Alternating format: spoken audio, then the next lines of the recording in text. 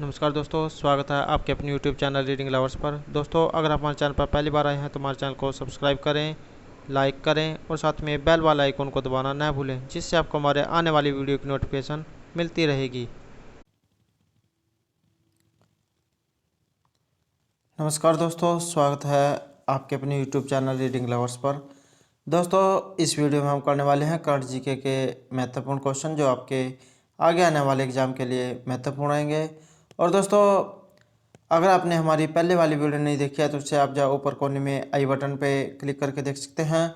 और इस video PDF आप हमारे टेलीग्राम ग्रुप से भी प्राप्त कर सकते हैं। उसका लिंक आपको नीचे डिस्क्रिप्शन में मिल जाएगा, या जो हमारे चैनल की जो प्लेलिस्ट है वहाँ पर जाकर अभी तक की जितनी भी वीडियो हैं सभी को आप देख सकते हैं। और दोस्तों, इस वीडियो के अंत में हम कल वाला जो हमारा क्वेश्चन था उस पर भी डिस्कस करेंगे, तो हमारे साथ अंत तक बने रहिएगा। हमारा फर्स्ट क्वेश्चन है कि नवनिर्वाचित 17वीं जो बिहार की जो विधानसभा है, इसके जो प्रोटेम स्पीकर है, ये इनके तौर पर किसने शपथ ली है? ऑप्शन है जीतनराम मांझी, हरि नारायण सिंह, प्रफुल्ल कुमार मांझी या मुसाफिर पासवान। तो राइट आंसर रहेगा ऑप्शन ए, जीतनराम मांझी। आइए जाने अब इनके बारे में। तो बिहार के जो पूर्व मुख्यमंत्री हैं जीतनराम मांझी, इन्होंने 19 नवंबर 2020 को जो निर्वाचित जो 17वीं जो बिहार की विधानसभा है, इसके प्रोटेम स्पीकर के तौर पर जो है शपथ ली है। और बिहार के जो राज्यपाल है फागू चौहान, उन्हें पटना के राजभवन में इस पद की जो शपथ है ये दिलाई गई है। और वे जो है नवनिर्वाचित बिहार विधानसभा के पहले सत्र के पहले दिन जो है सदन में स्पीकर के तौर पर कार्य करेंगे। और उनकी अगुवाई में जो है नवनिर्वाचित बिहार विधानसभा अपने नए स्पीकर का चुनाव करेगी। आमतौर पर जो सत्तारूढ़ दल है से ही किसी सदस्य को स्पीकर के तौर पर चुना जाता है।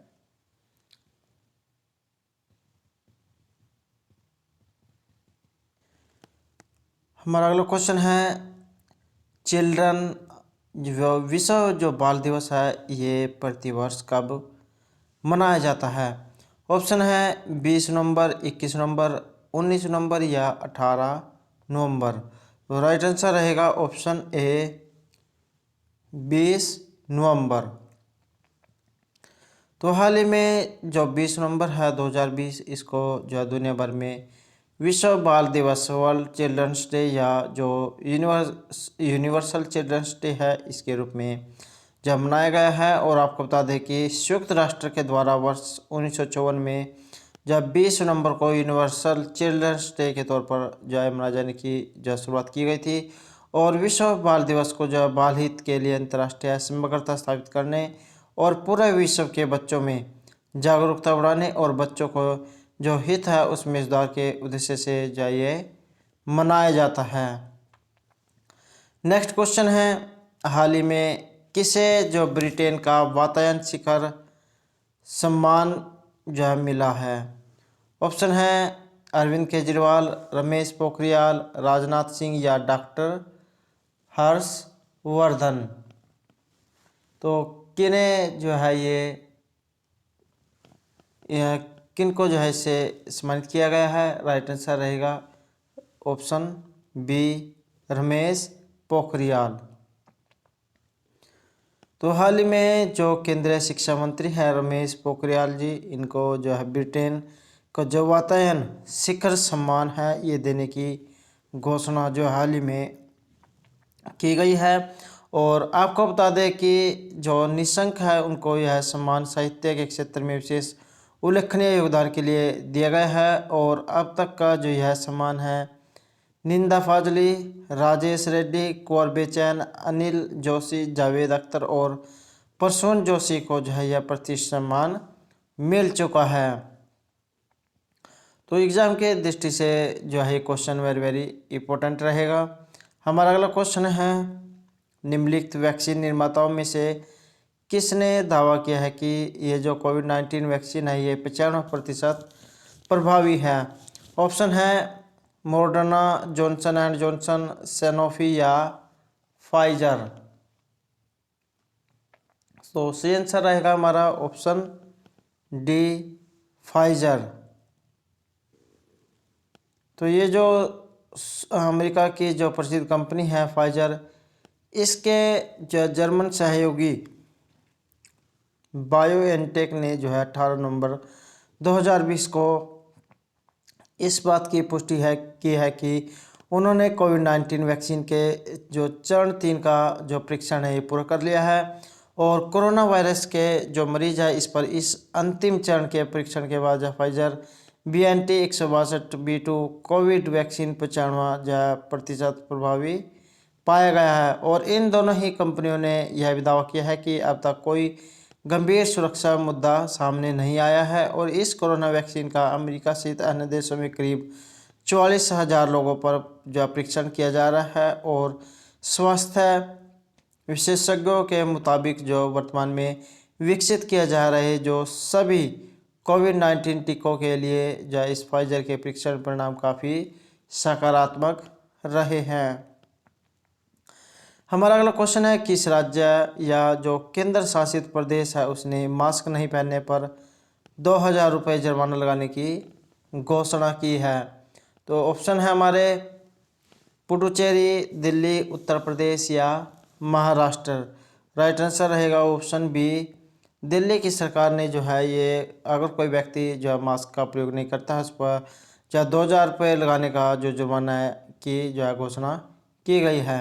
तो दिल्ली में जो कोरोना वायरस के मामले में अचानक जो है तेज़ी को देखने के कारण जो है दिल्ली जो सरकार है इसने मास्क नहीं पहनने पर 500 रुपये और 500 रुपये से बढ़ाकर जो है 2,000 रुपये करने का फैसला किया है।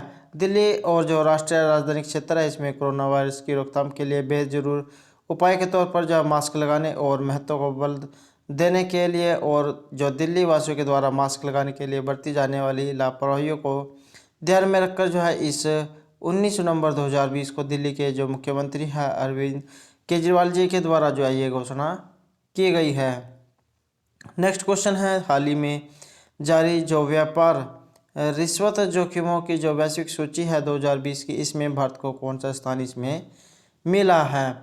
ऑप्शन है 56वां, 77वां, 42वां या 84वां।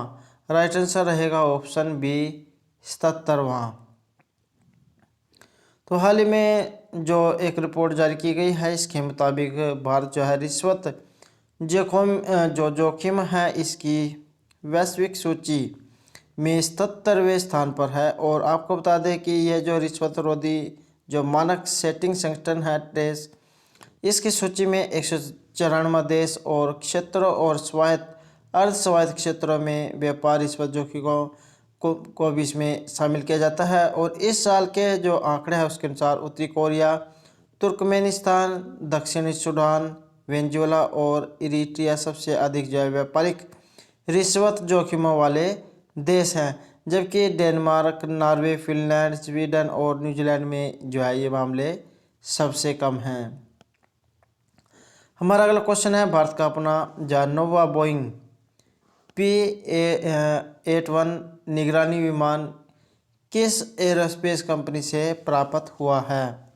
तो हमारे ऑप्शन रहे लॉकहीड मार्टिन, स्पेसएक्स, बोइंग या एयर बस। राइट आंसर रहेगा option C, Boeing.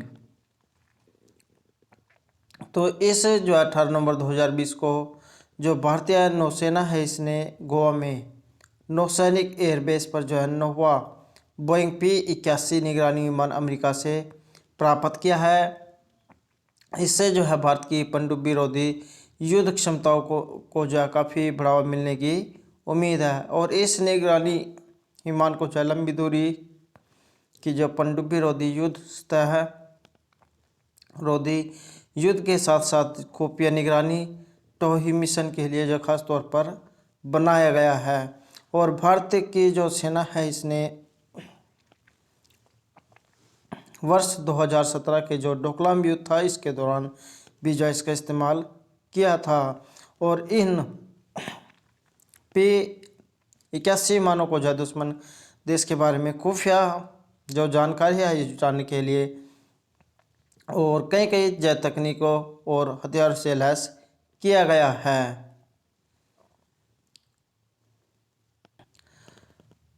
Next question है, किस देश की जो अदालत है इसने जेडीयू चीफ हाफिज सईद को जो 10 साल की सज़ा सुनाई है? ऑप्शन है पाकिस्तान, भारत, संयुक्त राज्य अमेरिका या बांग्लादेश। राइट आंसर रहेगा ऑप्शन ए पाकिस्तान। तो पाकिस्तान के जो आतंकवाद विरोधी जो न्यायालय है एटीसी, इसने 19 नवंबर 2020 को जेडीयू चीफ और 26/11 जो मुंबई आतंकवादी हमले थे इसके मास्टरमाइंड हाफिज सईद को जो है आतंकी फंडिंग से जुड़े 2 मामलों में 2 साल की जो कैद की सज़ा सुनाई है। और पाकिस्तान के इस आतंकवाद विरोधी अदालत ने जो आतंकी कृत्य है इसके लिए वित्तीय जो मदद आई उपलब्ध कराने के लिए 2 मामलों में जेडीयू चीफ हाफिज सईद को जो इस साल फरवरी में 11 साल की कैद की जो है सज़ा सुनाई थी। और इस समय वह लाहौर की जो उच्च सुरक्षा वाली जो कोर्ट है लखपत जेल उसमें बंद है। नेक्स्ट क्वेश्चन है, सरकार को जो है विवाद से विश्वास स्कीम के तहत कुल कितनी जो राशि प्राप्त हुई है? ऑप्शन है 72,480 करोड़ रुपए, 75,523 करोड़ रुपए, 33,787 करोड़ रुपए या 45,455 करोड़ रुपए। राइट आंसर रहेगा ऑप्शन ए 72,480 करोड़ रुपए। तो ये जो सेंटर है अर्थात जो केंद्र की जो सरकार है ये अब तक 45,855 मामलों में विवाद से विश्वास नामक प्रत्यक्ष कर जो विवाद समाधान योजना है इसके माध्यम से जो 72,480 करोड़ रुपए की जो राशि है ये हासिल कर चुकी है। और इन मामलों में आयकर विभाग के द्वारा जो मांग की गई कुल आयकर राशि जो है लगभग 1.32 लाख करोड़ रुपए है। और यह जो प्राप्त राशि है ये प्रारंभिक अनिवार्य भुगतान है जो ऐसे जो करदाताओं के द्वारा किया जाता है जिन्होंने विवाद से विश्वास योजना का जो विकल्प है ये चुना था, क्योंकि जो शेष भुगतान है ये 31 मार्च 2021 तक किया जा सकता है। इस हालांकि सरकार के द्वारा जो कोविड-19 महामारी है इसके कारण इस जो कर भुगतान की जो सीमा है ये बढ़ा दी गई थी। हमारा नेक्स्ट क्वेश्चन है, भारत के सर्वोच्च न्यायालय ने जो है अभी हाल ही में किस मामले में केंद्र सरकार के लिए संबद्ध राज्य की सहमति को अनिवार्य कर दिया है? ऑप्शन है जल विवाद, सीबीआई क्षेत्राधिकार, देश की सीमाओं की सुरक्षा या संबद्ध राज्य में खाद्य पदार्थों का भंडारण। राइट आंसर रहेगा ऑप्शन बी सीबीआई क्षेत्राधिकार। तो जस्टिस बी.आर. गवाई और ए.एम. खानविलकर की जो पीठ है इसने सीबीआई के कामकाज को नियंत्रित करने वाले जो डीएसपी दिल्ली विशेष पुलिस प्रतिष्ठान अधिनियम की जो धारा 5 और 6 हैं इसका उल्लेख करते हुए यह कहा है कि यह देखा जा सकता है कि भले ही धारा 5 और 6 में केंद्र सरकार को संघ शासित प्रदेश है इसके अलावा भी किसी राज्य में डीएसपी सदस्यों की शक्तियों और क्षेत्राधिकारों का विस्तार करने की अनुमति हो, लेकिन जब तक जो संबंधित राज्य डीएसपी अधिनियम की धारा 6 के तहत अपने राज्य क्षेत्र के भीतर इस तरह के विस्तार के लिए अपनी सहमति नहीं देता है तब तक जो है केंद्र सरकार यह अनुमति नहीं दे सकती है। तो दोस्तों ये थे हमारे आज के करंट जीके के महत्वपूर्ण क्वेश्चन। अब दोस्तों कल वाला जो होमवर्क क्वेश्चन था उस पर जो है डिस्कस कर लेते हैं। तो हमारा क्वेश्चन था कि कौन व्यक्ति हाल ही में हॉकी इंडिया के जो नए अध्यक्ष है ये बने हैं? तो हमारा ऑप्शन था सी ज्ञानेंद्रो निगोम्बम। तो हाल ही में जो ज्ञानेंद्रो निगोम्बम है इनको निर्विरोध जो हॉकी इंडिया का जो अध्यक्ष है ये चुना गया है, जो मोहम्मद मुश्ताक अहमद की जगह लेंगे, जिन्हें जो राष्ट्रीय खेल संहिता के जो कार्यक्रम के दिशा निर्देशों का उल्लंघन करने के कारण जो अपने पद से इस्तीफा देना पड़ा था। और हालांकि इन्हें जो हॉकी इंडिया का जो उपाध्यक्ष है ये निर्विरोध जो चुना गया है। तो दोस्तों ये थे हमारे कल के होमवर्क क्वेश्चन से संबंधित कुछ महत्वपूर्ण जानकारी। अब दोस्तों हमारा आज का होमवर्क क्वेश्चन है कि हाल ही में कौन इक्वेटोस जो स्मॉल फाइनेंस बैंक है इसकी ब्रांड एम्बेसडर बनी है। ऑप्शन है हरमनप्रीत कौर, अनुष्का शर्मा, स्मृति मंदाना या कंगना रनौत। दोस्तों इस क्वेश्चन का जो आंसर आपको कमेंट बॉक्स में देना है और आंसर के बारे में आपको जितना ही पता उतना लिखा करें, क्योंकि लिखी हुई चीज़ें जो लंबे समय तक माइंड में रहती हैं। और दोस्तों अगर आपको हमारे क्वेश्चन अच्छे लगे हो तो हमारे चैनल को सब्सक्राइब कीजिएगा, लाइक कीजिएगा और ज़्यादा से ज़्यादा ग्रुप में शेयर कीजिएगा। और दोस्तों हमारे साथ अंत बनाने के लिए धन्यवाद।